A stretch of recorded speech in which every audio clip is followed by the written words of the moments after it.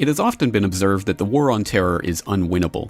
After all, how could a war on an abstract noun ever have its mission accomplished moment? It is, according to this wisdom, meant to drag on forever. Just because a war can't be won, however, doesn't mean it can't be lost. The truth is that the war on terror is over, and America has lost. Just look at the images of the Watertown lockdown. A city under a supposedly voluntary lockdown that was in fact enforced by bands of roving SWAT team members going door to door, forcibly removing people from their own homes at gunpoint. Whatever the use of the word voluntary might mean in this case, I defy anyone to differentiate these images from a martial law scenario. And yet, amazingly, the media does not show us images of enraged Bostonians. It does not interview those who were treated this way by the SWAT teams. It does not ask those people directly affected what they think or report on dissent. Instead, we are shown images of mindless celebrations, orchestrated to the score of that age-old chant of the mob that has lost all capacity to reason critically. USA! USA! USA! USA!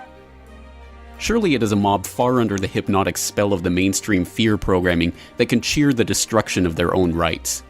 It is even more perverse that this destruction is being done in the name of two bumbling college-age boys who, it must be stressed, have yet to be proven guilty of anything. The irony seems to be lost on much of the American population that scenes like these are precisely what the all-pervasive terrorist boogeymen supposedly want.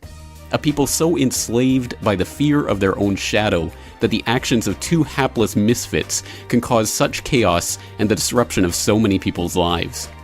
This irony is certainly not lost on a government that has tried its utmost to make people afraid of the so-called terrorist threat over the past decade.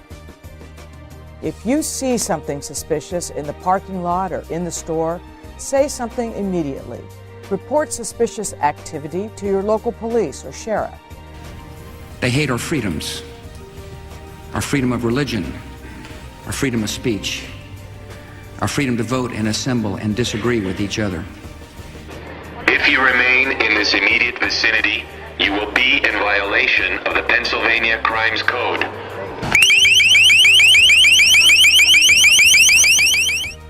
Yes, the terrorists hate you for your freedom. So who are the terrorists? And who is trying to take away your freedoms? If terrorism is the use of violence to further political ends, then the real terrorists, by definition, are the ones who are ramping up the fear after each and every incident in order to shape the public's perception.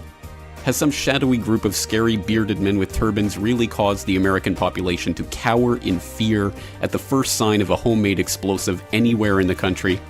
Or has the government and their cronies in the media primed the population to be afraid of something that statistically is less likely to kill someone on American soil than a bee sting? In the end, the questions answer themselves. All that is needed is reflection over what we have witnessed play out over the past week. An Orwellian 2 minutes of hate directed not at these boys, about whom almost nothing is known except for their previous contact with the FBI, but at the ghost that has been haunting America's nightmares ever since the Bush administration conjured them into existence. Either you are with us, or you are with the terrorists.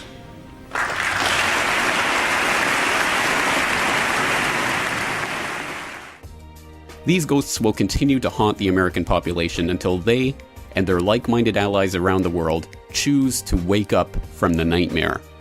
After all, you can't win a fight against a ghost. You can lose one, however. The events of the past week have proven that much. For more news and information, please follow the RSS feeds at CorbettReport.com, subscribe to this YouTube channel, or follow us on Twitter @CorbettReport.